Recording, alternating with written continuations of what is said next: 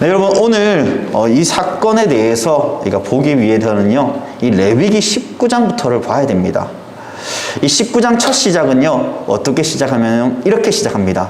이스라엘이 왕이 없을 때라고 시작하면서 여전히 그들은 하나님을 왕으로 섬기지 않고 있다는 사실을 우리에게 보여주고 있습니다. 그러면 자동적으로 나오는 대답이 무엇일까요? 맞습니다. 자기 소견에 옳은 대로 행하는 백성의 모습이 그대로 남아 있었다는 것이죠. 그리고 레위 사람이 첩을 한 명 맞이합니다. 그 첩과 화가 나서 이 남편을 떠나 유다 베들레헴으로 가는 이 첩의 모습을 보게 되죠. 그리고 남편은 그 여인을 다시 데려오려고 합니다. 그때 장인이 되는 여인의 아버지가 기뻐하며 몇 날 며칠을 유숙하게 하고자 하며 함께 지내는 시간들을 보내죠. 그런데 며칠을 함께 하지만은 결국에는 19장 19절에서 이 레위인은 그곳을 떠나려고 합니다. 그리고 나서 사건이 발생하죠. 무엇이냐면요, 베냐민에 속한 기브아라는 곳에 유숙하려고 할 때 아무도 그를 거들떠보지 않자 한 노인이 밭에서 일하다가 돌아와서 그를 청하여 같이 거류하기를 소청합니다. 당시 문화는요, 이 사람들이 오면 환대하고 초청하여서 함께 식사하는 문화가 있었습니다. 그래서 자연스럽게 아무 일 없이 지나가는 듯 했죠. 그런데 이제 문제의 시작입니다. 그 밤에 불량한 청년들이 와서 그 첩을 밤새 능욕하며 새벽 미명에 놓아주었다라고 성경은 이야기합니다. 이로 인해서 그 여인은 탈진할 대로 탈진했고 결국 자기의 주인이 있는 집 앞, 다시 말해서 남편이 있는 집 문 앞에 이르렀을 때 죽음을 맞이하게 되죠. 그런데 이 레위의 남편의 반응이 참 너무나 차갑습니다. 아무 일 없었다는 듯이 일어나 가자라고 이야기합니다. 하지만 대답이 없는 것을 알고 시신을 나귀에 싣고 이제 이스라엘의 전무후무한 사건이 터지게 됩니다. 바로 첩의 시체를 12조각을 내어 이스라엘 사방 곧 12지파에게 보냈다는 것이죠. 그리고 20장에서 이제 총회가 열립니다. 다시 말해서 많은 사람들이, 이스라엘에 속한 사람들이 다 모이기 시작한 것이죠. 그 일어난 일들을 상세히 고하고 베냐민 지파에게 사과를 요구한 것이죠. 하지만 베냐민 지파는요, 사과하지 않습니다. 오히려 이 일로 이스라엘 한 민족 안에 전쟁이 일어나기 시작합니다. 그 전쟁으로 인해서 오늘 본문을 다 읽지는 않았지만요, 이제 베냐민의 남은 자는 600명이 되었습니다. 이스라엘의 중에 한 지파가 거의 사라져가고 있다는 것이죠. 하나님의 백성 이스라엘을 구성하는 12지파 중에서 이 한 지파가 이제 거의 끝이 나갑니다. 한 민족 안에서 싸움이 일어나고 전쟁이 일어나고 그리고 죽음이 그 가운데 있습니다. 이스라엘 백성 베냐민 사람들과 치른 3번에 걸친 전쟁은요, 이스라엘에 큰 영향을 끼치죠. 무엇입니까? 이스라엘 전체에 뛰어난 용사들을 다수 잃었다는 것입니다. 한 지파가 거의 사라져버렸기 때문이죠. 이스라엘이 어쩌다가 정말 이런 지경에까지 이르렀겠습니까? 어떻게 하다가 정말 이스라엘이 이렇게 처참한 모습으로 바뀌어졌겠습니까? 외적으로는요, 베냐민 지파가 기브와 불량자들의 범죄를 처벌하고 악을 제거하려는 이스라엘 백성에 대항하여 전쟁을 벌였기 때문입니다. 하지만 이것보다 더 큰 근본적인 문제가 있었습니다. 무엇입니까? 바로 가나안 민족에 거의 동화되어져 가는 이스라엘 백성들의 모습이 그 안에 담겨져 있었다는 것이죠. 이스라엘 백성은요, 가나안의 풍요와 문화에 매료되어서 더 이상 하나님을 찾지 않고 하나님의 말씀을 무시합니다. 자신의 소견대로 옳게 행하는 그러한 범죄한 이스라엘 백성이 된 것이죠. 하지만 하나님께서도 그들 생각에 정말 동의하실까요? 그들이 자신이 소견에 옳은 대로 행하며 왕이 없어도 된다는 그 생각과 그 마음을 하나님도 동의하실까요? 아닙니다. 만약 그들이 생각하는 태도와 그리고 생각을 가지고 하나님께서 우리에게도 똑같이 대면한다면 과연 저와 여러분 모두 정말 하나님 앞에 구원받을 만한 그 어떠한 가치와 자격도 없는 존재라는 사실을 우리는 깨닫게 되겠죠. 결국 우리는 하나님의 구원받은 백성이 아니라 하나님의 진노 그리고 하나님의 심판받는, 결국 우리의 마지막 날 그 심판대에 섰을 때 영원한 지옥의 형벌에 떨어져서 고통당하는 그러한 백성으로밖에 되지 않는 그러한 존재입니다. 하나님은 11지파에게 두 번의 쓰라린 패배를 맛보게 하십니다. 그들의 온전하지 못함을 드러내신 것이죠.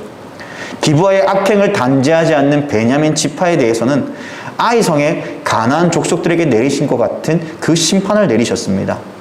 그러면은 우리가 오늘 이 19장에서 지나서 20장에서부터 시작되어지는 이 전투, 이 기가 막히고 말이 안 되는 이 아픔이 담겨져 있는 이 전투를 통해서 그러면 하나님께서 우리에게 어떠한 메시지를 주시고자 하는지에 대해서 우리는 살펴봐야 되겠죠. 먼저는요, 여러분들이 29절과 35절 말씀을 나중에 한번 29절부터 우리 48절까지 전체적인 말씀인데 오늘 시간이 없어서 짧게 했지만요, 여러분들이 오늘 본문이 되는, 매일 성경의 본문이 되는 20장 29절부터 48절까지의 말씀을 한번 읽어보세요. 특별히 29절과 35절 말씀을 통해서요, 어떠한 메시지를 우리에게 주목하게 하시냐면은 과거의 승리에 도취된 이들을 향한 메시지를 전달하고 계십니다. 다시 말하면요, 베냐민 사람들이 기브아에 패배하는 모습은요, 이 여호수아가 이끄는 이스라엘 백성에게 패배한 아이성 사람들의 모습과 매우 비슷하다는 것을 다시 한번 보여줍니다. 다시 말하면 우선 이스라엘은 기브아성 주위의 군사를 매복시킨 후에 패하는 척하면서 어떻게 합니까? 베냐민 사람들을 성읍에서 큰 길로 유인하고 있다라고 29절과 32절은 이야기합니다. 이때 베냐민 사람들을 앞서 두 번의 전투에서 이룬 승리에 도취되어 함정에 빠진 것입니다. 자기들이 승리했기 때문에 이번 전쟁도 이길 것이다, 그리고 그 다음 전쟁도 이길 것이다 라고 생각했던 것이죠. 그러나 어땠습니까?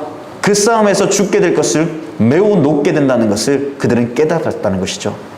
다시 말해서 그 싸움에서 죽게 될 그 사실을 그들은 이제 늦게 깨달았다는 것입니다. 이스라엘의 작전에 걸려들어 죽임을 당한 베냐민 사람들과 구수가요 무려 2만 5천 명이 되었다라고 46절은 강조하고 있습니다. 싸움이 시작될 때 칼을 뺀 사람이 2만 6천 명이었으니 극소수의 사람들만 겨우 목숨을 부지한 것이죠. 죄인들은 자신의 범죄에도 불구하고 오히려 승승장구하는 상황에 자만하다가 이처럼 파멸에 이르고 맙니다. 죄를 지어도 아무 일 없다고 생각하며 계속 그 죄에 머무르는 것, 그것이 얼마나 위험천만한 것인가를 우리에게 오늘 말씀을 통해 보여주는 것입니다.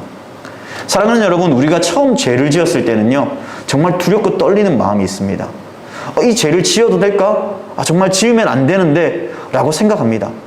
그런데요, 한 번 죄를 지었는데 두 번, 세 번 짓기 시작하면서 그때부터는 별일 없네? 괜찮네? 라고 생각하면서 결국 동일한 죄를 반복해서 지으며 나아갑니다. 그럴 때 그러한 위험이 얼마나 큰가를 오늘 우리에게 가르쳐 주는데, 바로 승리하였다, 아무 일 없다, 그러한 생각들이 결국 우리를 나태함에 빠지게 하면서 하나님의 그 심판에 이르게 된다는 것입니다. 그러므로 우리 가운데요, 아무 일 없다고 생각하면서 똑같은 일상의 삶을 살아가는데, 특별히 죄를 사랑하고 하나님을 멀리하는 그러한 삶 가운데 우리가 있었다면은 이제는 그러한 삶에서 벗어나 다시금 하나님께로 돌아가는 우리 고등부 친구들이 되었으면 좋겠습니다. 할렐루야. 두 번째로요, 약간 너무 늦은 현실에 대한 인식입니다. 이 전쟁에서 승리했다고 생각했지만은 그러나 함정에 빠졌다는 그 사실을 알고 그들은 뒤늦게나마 후회합니다. 무엇입니까? 베냐민 사람들은 싸움이 진행되는 과정 가운데 자기들이 패배를 깨달았지만은 이미 너무 늦어버렸습니다. 여호수아가 아이성을 쳤을 때와 같이 이스라엘 군대는 기브아에 베냐민 군대를 유인해낸 후 성읍에 들어가 불을 질렀는데 연기가 치솟는 것을 보고 그제서야 베냐민 사람들은 자기들의 패배를 깨달았다는 것입니다. 계략에 빠졌다는 사실을 너무 늦게 깨달은 베냐민 사람들은 목숨을 부지하기 위해 강야로 도망갔다라고 42절은 말씀합니다. 다시 말해 이 역시 아이성 사람들과 비슷하죠. 다만 여호수아 때 아이성 주민들은 이스라엘 광야 쪽으로 추격하다가 죽임 당했다면 이 베냐민 사람들은 광야로 도망하다가 죽임을 당했다는 것입니다. 그러면 무엇입니까? 하나님은 기브아의 악행을 단죄하지 않는 베냐민 사람들을 이처럼 가나안 족속들과 같은 방법으로 하나님께서 심판하셨다는 것입니다. 하나님의 진노를 깨달았을 때 이미 늦습니다. 그때가 오기 전 돌이켜야 됩니다. 원래의 자리로 우리는 돌아와야 되는 것이죠. 오늘 이 베냐민 지파의 사람들은 자신의 잘못을 회개하지도 않고 통회하지도 않고 결국 전쟁을 통해 그들이 최악의 상황에까지 이르는 그러한 고통 가운데 머물게 되죠. 우리 또한 어떻습니까? 우리 스스로에게도 하나님 앞에 죄를 지었음에도 불구하고 범죄한 그 내용들에 대해서 회개하지 않고 돌이키지 않는다면 우리 또한 하나님의 그 심판 앞에 우리 또한 고통받고 아파할 것입니다. 그 심판과 저주가 무엇인지는 각 개인마다 다르겠지만은 그러나 그러한 고통이 오기 전에 돌이키며 살아가야 됩니다. 제가 중학교 때 여러분들에게 늘 했던 이야기가 있죠. 중학교 때 몸에 화상을 입었던 이야기를 여러분들에게 드렸습니다. 중학교 때 술, 담배를 하면서요. 그때는 그냥 교회 다니면서 아무 이상 없다고 생각했습니다. 뭐 술, 담배도 괜찮네. 아무 일도 없네. 그냥 이상하게 그런 아무 일도 없으니까 그냥 똑같이 범죄하고 교회 가면 또 회개하고 또 범죄하고 회개하고 그러한 일들이 일상 다반사였습니다.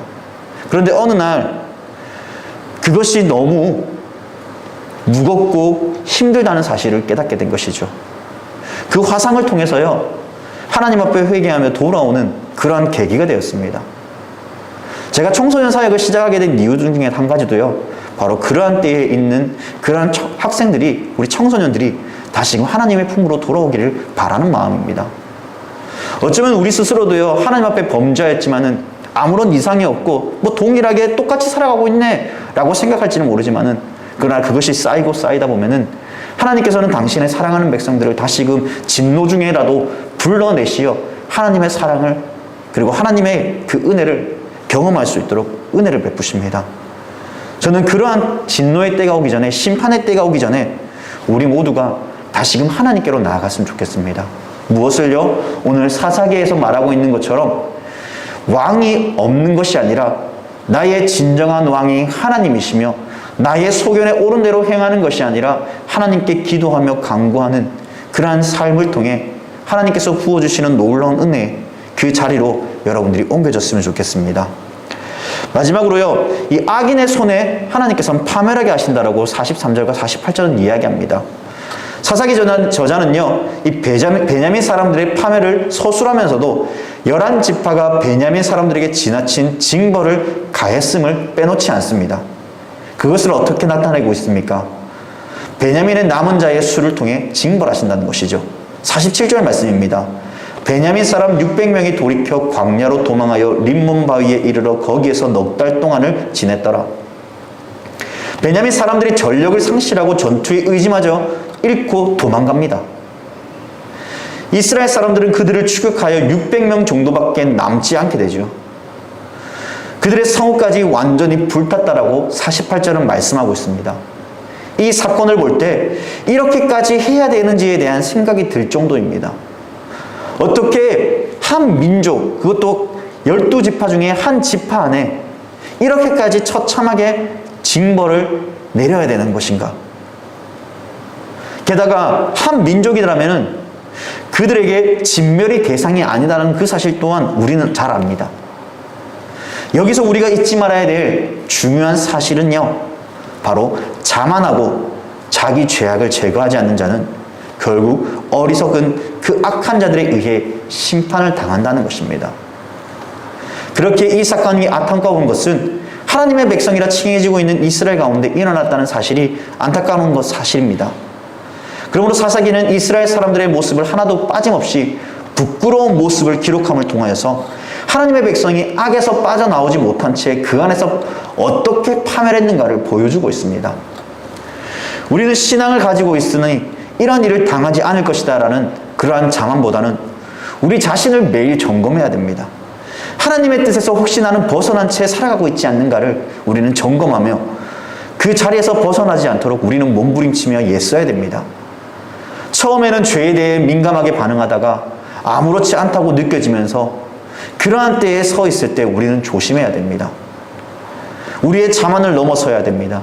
매일의 삶 가운데 하나님 앞에 정직하고 의롭게 살아갈 수 있는 그러한 삶을 살아내야 되는 것이죠. 그러한 삶이 물론 힘들고 어렵다는 사실을 누구보다 잘 알고 있습니다.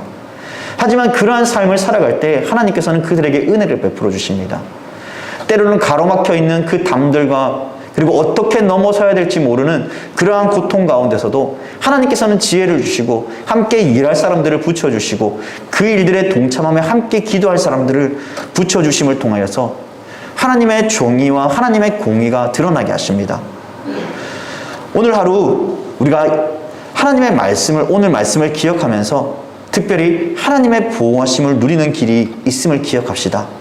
그것은 하나님 앞에 정직하고 의롭게 살아가는 것입니다. 몸부림치며 하나님 앞에 온전히 살아내는 것입니다. 무엇보다도 오늘 사사기가 말씀하고 있는 것처럼 그때 그들에게 왕이 없으므로 자신의 소견대로 옳게 행하는 그 어리석음의 백성의 모습이 아니라 나의 진정한 왕이 여호와 하나님이시며 내 소견에 옳게 행하는 것이 아니라 하나님께 기도하며 하나님의 뜻을 구하는 그러한 삶을 통해 하나님의 인도하심과 하나님의 놀라운 축복이 여러분들의 삶 가운데 나타나기를 주님의 이름으로 간절히 부탁드립니다.